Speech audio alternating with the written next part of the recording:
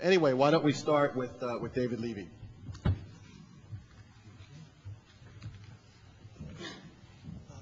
Thank you, Glenn. Pardon my voice a little bit this morning. Thank you, Glenn. Congratulations to David Roberts and Steve Baskerville and Mike McCormick. Pardon me. My voice a little bit off this morning, but how about now? Is it okay now? You gotta kiss it. Kiss it. I'll kiss my kids. Congratulations to Steve Baskerville, Mike McCormick, David Roberts, John McGuire for advancing the cause of family law reform. And hello to my distinguished panel. I know you all, and you all are doing terrific work in the field. Our Children's Rights Council is a national organization with 57 chapters in 37 states and 8 other countries.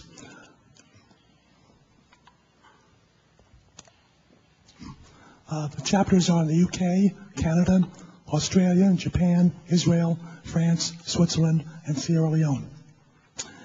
Our Children's Rights Council also operates 44 access centers in 13 states and Washington, D.C. to try to connect children to their non-custodial parents.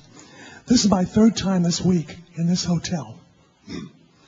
Monday and Wednesday I was here for part of the National Child Support Training Conference. That's where the Federal Child Support Office brings more than 400 child support staff from across the country for a training session. Margot Bean, the Federal Child Support Commissioner, spoke Monday morning. After acknowledging 9/11, welcome back, my friend, from acknowledging 9/11 and talking about Iraq, she mentioned access programs in the very next part of her talk to these 400 people.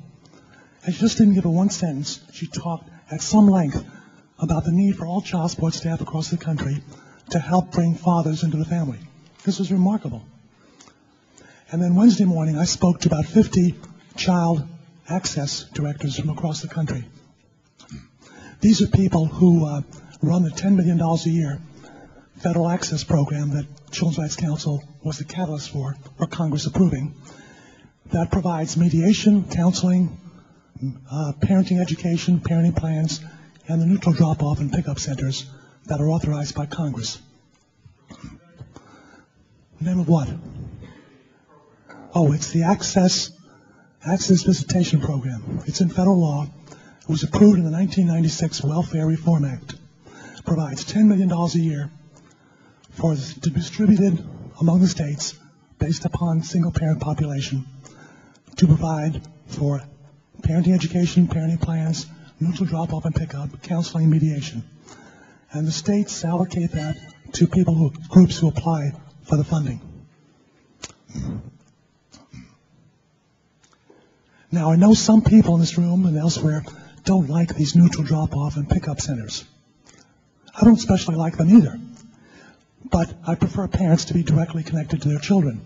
But many times, as we know, there are disputes, arguments, allegations of abuse, whatever, and courts are going to refer parents to such centers for neutral drop-off or supervised. If the judges are going to refer parents to them, wouldn't you like to have one that's family-friendly, where parents are treated with respect when they walk through that door? Yes, they have to follow the rules, but they're treated decently, and there's generally no charge. Because, see, Children's Rights Council does not believe the parents should have to pay to see their own children. Luckily, we have some funding from court systems and states, but most centers are operating on a wing and 2 prayers. But they still try to serve the community.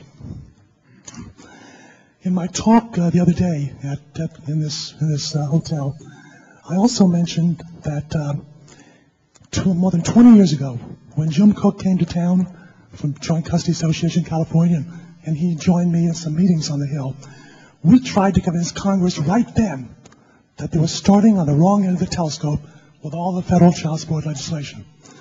If they would start with parenting and ensuring that kids get to see their parents, the money problem, the financial child support problem, would take care of itself. Because, why? Parents take care of people who are part of their lives. Their child, their spouse, the dog, the cat. You don't have to beat someone over the head to support someone who's a part of your life. But Congress would not buy this. All they saw was the money trail. All they saw was that, and we've seen an increasing amount of draconian child support legislation that helps many kids, but has unintended consequences that Steve Baskerville has pointed out and others have. It's so big that guess how much the Federal Child Support Office spends every year to collect money? Any guess? $4 billion. Close. $4 billion. Guess how much they spend on access, visitation, the things I mentioned a few minutes ago. $10 million a year. What's the disparity there? What's the ratio? 400 to 1. So the country thinks that collecting support, financial support, is 400 times more important than emotional support or parenting. What a displacement of values. Right, Sal Fresca? CRC of New York? What a displacement. So, we can try to nip. So, all this is by way of saying child support policy, which is unanimously supported by Congress in almost every vote, more so than declarations against in World War I and World War II, there was one dissenter in Congress in each declaration, Jeanette Rankin, the same person. Unanimously passed child support legislation. They have a lock. Congress and the media have pretty much of a lock on this. We can nip around the edges. We can point out the problems. We can try to make out reforms here and there, and we should. But the overall arch of child support policy is largely set. The one area that is not set is custody. Joint custody has been largely open field for the past 25 years. There isn't the organized opposition to that, especially when you talk about a child's right to two parents. Children's Rights Council comes at it from the child's viewpoint, partly because I and others wish we had a little better childhoods. My parents took care of me, but there's certain things, so I identify with children struggling. But also, it's politically the most savvy way to go, we think. But there's a big tent here. And fathers' rights groups, mothers' rights groups, grandparents' rights groups, non-custodial moms, we're all needed. We're all in this big tent together. But the fight for joint custody is still winnable. In fact, it's the fastest growing concept in late 20th century and early 21st century family law. The newsletter, which Sal is going to distribute to you soon, Children's Rights Council, on page 9, based upon American Bar Association studies that we've updated, there are now 37 states in Washington, D.C. that have a presumption or preference for joint legal or physical custody or both. Now, we prefer physical, of course. We prefer physical time with our kids. But it is moving along.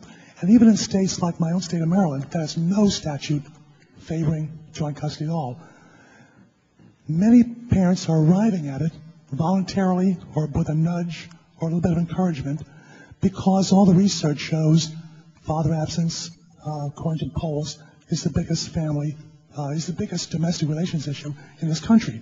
It hasn't been quite translated into what we're experiencing. But when you talk about a child's right to two parents, hardly anyone can argue with you.